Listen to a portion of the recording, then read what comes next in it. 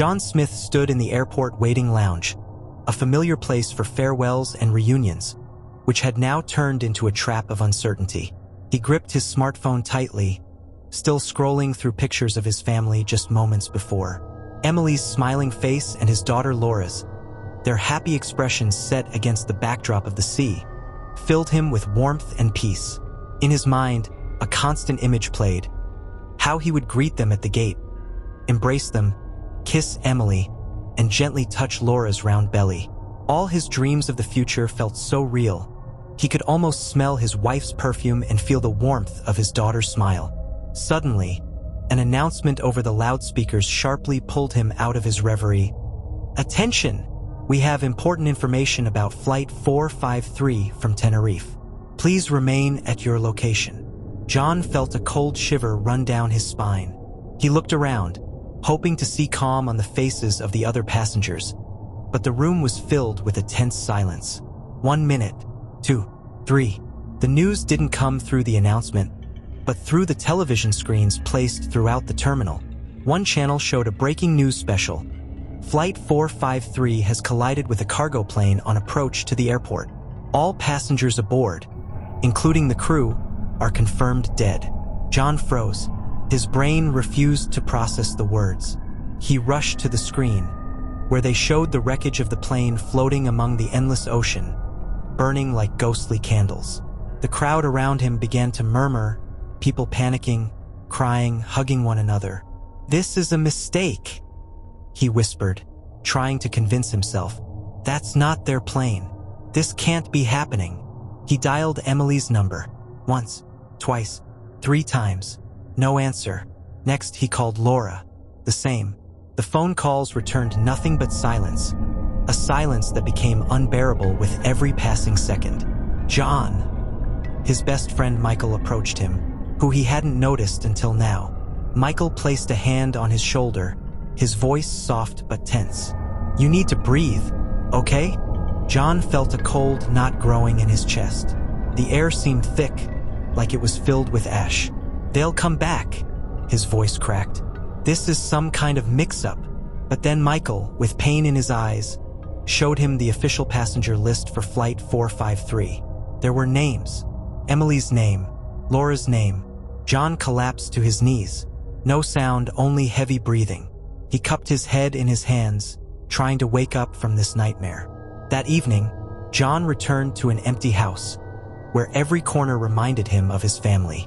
On the table, there were cups Emily had forgotten to put away, with a note as always, "Be home soon." The note lay in plain sight. He walked over, took it with trembling hands, read it several times, and then tore it up. The world he lived in no longer existed. The silence in the house seemed louder than any scream.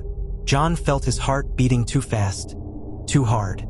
Everything inside him screamed, but the only sound that escaped was a hoarse gasp. "They couldn't just disappear," he whispered to himself. "Someone has to pay for this." His mind filled with images of those responsible for the tragedy. Mechanics, pilots, air traffic controllers. Each one suddenly became guilty of his loss. At dawn, John sat on the living room floor.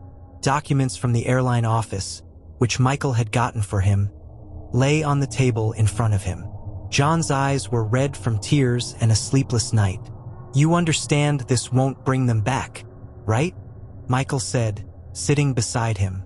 "You don't understand," John replied coldly. His voice was empty, almost colorless. "I have to do something." Michael understood that words wouldn't help now. He nodded quietly. "If you need help, just say the word." John didn't answer, but his face said enough. His heart, shattered into tiny pieces, was no longer capable of compassion. It had become something else, dark, heavy, filled with only one thought: revenge.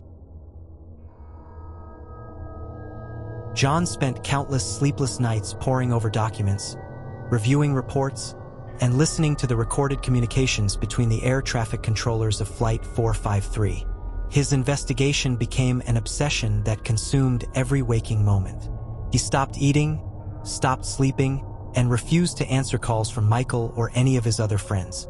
His thoughts were entirely focused on one name: Robert Farrell. Robert, the air traffic controller responsible for managing the planes at the time of the tragedy, had made a fatal mistake. John learned that it was Robert who had given the wrong coordinates, which led to the collision. But instead of facing consequences for his negligence, Farrell managed to escape punishment. His influential connections, corruption, and legal loopholes allowed him to avoid charges.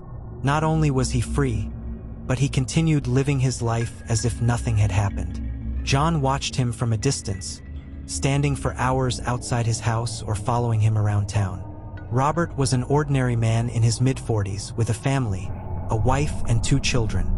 It seemed as though he had no idea what pain he had caused others.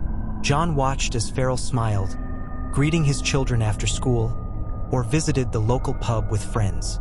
All of it fueled a rage inside him, a rage that grew harder to bear with each passing day. One night, under the cover of darkness, John, his face concealed by a hood, snuck into the backyard of Farrell's house. He stood in the shadows of the trees, watching Robert have dinner with his family, his fists clenched, his nails digging into his palms. One thought echoed in his mind: why do they have this life, and I have nothing? That was the breaking point. John decided to take action. He gathered a group of other relatives of the victims, people who, like him, had lost everything. Together, they came up with a plan. Everything had to look like a random attack so they would never be suspected. They didn't trust the justice system, so they took matters into their own hands. One evening, as Robert was returning home, they intercepted him. John personally knocked him to the ground, pressing his hand over Robert's mouth to prevent him from screaming. The others quickly tied him up and threw a sack over his head. Everything was done with precision, no noise, no mistakes. They threw Farrell into a van and drove him to an abandoned warehouse on the outskirts of town. When the sack was removed, Robert understood what awaited him. He screamed, begged, promised anything to be set free. But John was silent. His eyes were filled with cold, merciless resolve.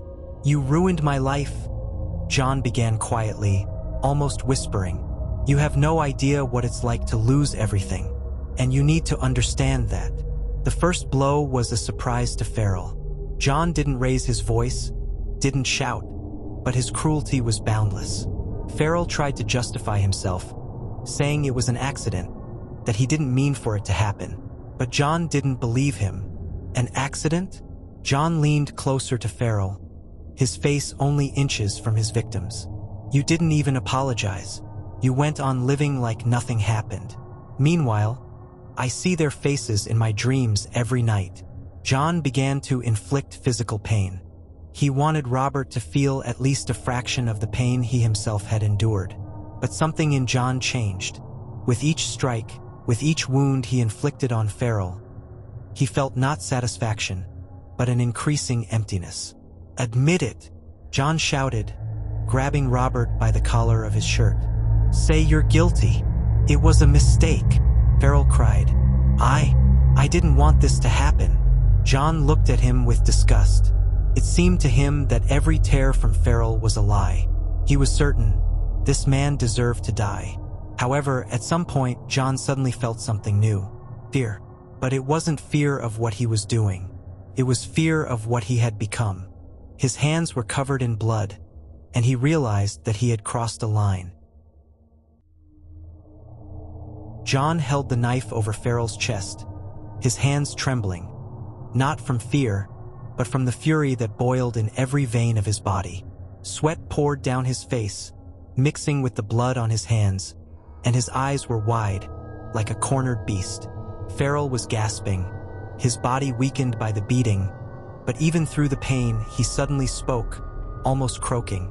"You don't understand. It wasn't just me." John froze. The knife hovered in the air. "What did you say?"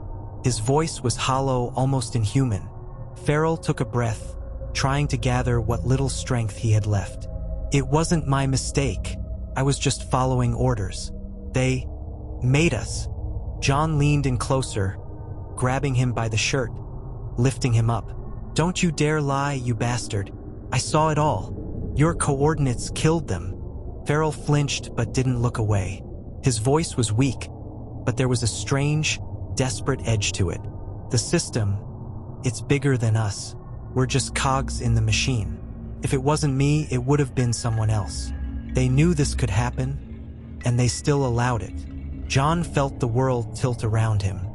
His fingers weakened, and the knife dropped to the floor with a dull thud. "What the hell are you talking about?" His voice cracked. "Who are they?" "The higher-ups?" Farrell coughed, gasping for air. They knew the equipment was outdated. They knew the shift was overloaded. It was just a matter of time, but they didn't care. Because we're expendable, just like the passengers on that flight. Farrell's words, though almost unbelievable, sank into John's mind like poisoned thorns. His head spun. Suddenly, he saw Emily's face in his mind. Her soft smile, Laura, who always held him when he was down. Their voices echoed in his head, mixing with his own screams. "They're dead! Because of him! Because of them!" John grabbed Farrell by the throat, nearly choking him. "You're telling me it was the system, and you're just a pawn? Then why are they alive, and my family's gone?" "I couldn't do anything," Farrell wheezed, desperately trying to break free from John's grip. "Just like you can't now." Those last words reverberated in John's mind. Like him, that comparison made him even angrier. He let go of Farrell and stepped back, breathing heavily. Before his eyes, all his nights spent in hatred, all the blows he had dealt this man, and the blood now covering the warehouse floor replayed. And now what? It hadn't changed anything. Emily and Laura weren't coming back. John gripped his head, as if trying to force those unbearable thoughts out. He fell to his knees next to Farrell, who could barely stand, and whispered, "Then why are you still alive? Why did they leave you?" Farrell slowly raised his head, his face almost lifeless. "Because they need me. You think they'll let you live after this? You have no idea who you're messing with." Those words froze John's blood. He hadn't thought about the consequences, about what would happen next. His only goal had been revenge, but now that goal seemed pointless. Everything he had done now felt like a scream into an empty void that wouldn't answer. Suddenly, Farrell choked on his own scream as John's knife drove into his flesh once more. John, drenched in sweat and breathing like a cornered animal, paused for a moment to wipe the blood from his face.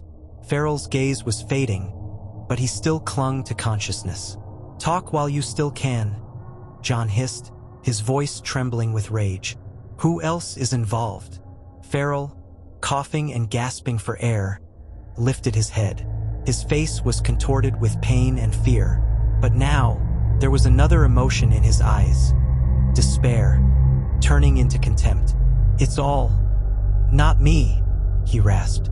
"You have no idea how deep this goes." John gripped the knife tighter, and Farrell flinched, staring at him. "Speak clearly," John shouted. "I don't have time for your games." Farrell chuckled, a weak, wheezing laugh, but the sound froze John's blood. "Your friend, Michael, he knew everything. He was behind this." Those words hit John like an explosion, echoing in his head. His mind refused to accept what he'd just heard. "You're lying." John grabbed Farrell by the collar, slamming him against the wall, blood dripping onto the floor. "Michael has nothing to do with this." "Oh yeah, he's quite the actor," Farrell wheezed, forcing out the last of his words. "He did it all. Not the first time. It's the system, and you are just a pawn in his game." John let him go, stepping back in confusion. Those words shattered him. Everything he had believed, all his anger, his thirst for revenge, had been a lie. "You're lying," John whispered, but there was no conviction in his voice. "Look at the facts," Farrell rasped. "You already know the answer." John felt something inside him crack. His body tensed, and his mind filled with a fog of fury. Without a word, he raised the knife and drove it straight into Farrell's heart. The sharp gasp that started the blow ended in silence. John stood in the middle of the bloodied warehouse, staring at the lifeless body. His hands trembled, and his heart pounded as if it would burst. His mind had no excuse now. Michael, his friend, his rock, had been behind this nightmare. He remembered their shared nights, the support, the comforting words after the crash. And now, every one of those memories seemed fake, poisoned with hypocrisy. Michael had known the truth all along, watched as John slowly fell apart, even encouraging his revenge, manipulating him like a pawn in his own game. John suddenly felt dirty, as if the blood on his hands wasn't just from Farrell, but from his own blind trust. "Michael," he whispered, his voice cold with resolve, "you're next." Night had fallen over the city, and John returned home, stepping into the shower to wash the blood from his body. The house was suffused with a tense silence, swallowing up every sound. John sat in his chair, gently swaying a glass of whiskey, his gaze fixed on the dark window. His face was stone cold, his eyes burning with unrelenting rage. He was waiting for a visitor. The doorbell rang, like a thunderclap in the darkness. John slowly stood up and walked toward the door. There, on the threshold, stood Michael, his usual confident, smiling self, though with a touch of unease. "Hey, John," Michael said, feigning concern. "How are you holding up?" "Bad," John replied coldly, stepping aside to let him in. Michael entered, glancing around. The atmosphere in the house was oppressive. Dim light, the scent of alcohol and cigarettes, scattered furniture. John gestured for him to sit in the living room. "Sit down," he said, pouring another glass of whiskey and handing it to Michael. Michael sat, a slight discomfort on his face. Something about John wasn't right. He looked too calm, too still. "What happened, man?" Michael asked cautiously, lifting his glass. John looked at him, and there was nothing human in his gaze. "What happened?" John repeated, slowly sitting down across from him. "I know everything, Michael." Michael froze. He felt a cold sweat running down his back. "What are you talking about?" He tried to act surprised, but his voice betrayed his panic. "The crash. Everything." John leaned forward, his eyes locking onto Michael's like hot knives. "You set all of this up. You were there, watching me fall apart, piece by piece." John clenched his fists, his voice steady but laced with barely contained fury. "You played the role of the friend while you watched my pain like it was a show." "John, this is absurd," Michael shouted, trying to stand, but John shoved him back into the chair. "Stay down," John roared, his voice devoid of humanity. Michael panted heavily, his face twisted in fear. I can explain everything. It's not what you think." "Oh, I think very clearly," John said, slowly lifting a knife from the table, one that had been lying unnoticed among the debris. Michael flinched. "John, you have to." But he didn't finish his sentence. John lunged at him with such fury that Michael couldn't raise his hands in time to defend himself. The knife flashed in the dim light, the sharp edge sinking into Michael's shoulder, causing him to let out a shrill scream. "This is for my family," John shouted as he stabbed again and again. The room erupted into chaos. Michael struggled to defend himself, but John was like an animal. Furniture toppled. Whiskey spilled across the floor, mixing with blood. Michael's screams echoed, like a ghost in the empty house. "You watched me die," John yelled, stabbing repeatedly. "How could you?" Michael gasped for breath, his body barely moving. He lay on the floor, drowning in his own blood, but he was still alive. "John, listen. It wasn't me. It's the system." John knelt beside him, staring into his eyes. His hands trembled, but he didn't stop. "No system made you do this. It was you, Michael. Just you." He lifted the knife one last time and, with all his strength, drove it into Michael's chest. Michael jolted, let out a final gasp, and went still. John collapsed onto the floor beside the body, his hands soaked in blood, his mind clouded with pain and hatred. He sat with his back against the wall, staring at Michael's lifeless form. His trembling hands, still clutching the knife, dripped with blood. The room was silent, unbearably loud in its emptiness. He felt his rage and pain slowly ebbing away, but in its place came a void. Everything he had lived for in recent years, everything that had driven him, was gone with Michael's life. "This is the end," he whispered to himself, his eyes sweeping over the chaos around him. Slowly, without haste, John raised the knife and pressed it to his chest. He closed his eyes, took a deep breath, and, without hesitation, drove it in. John's body slumped, falling next to Michael. Blood slowly spread across the floor, merging into a single puddle, as if symbolizing their shared tragedy.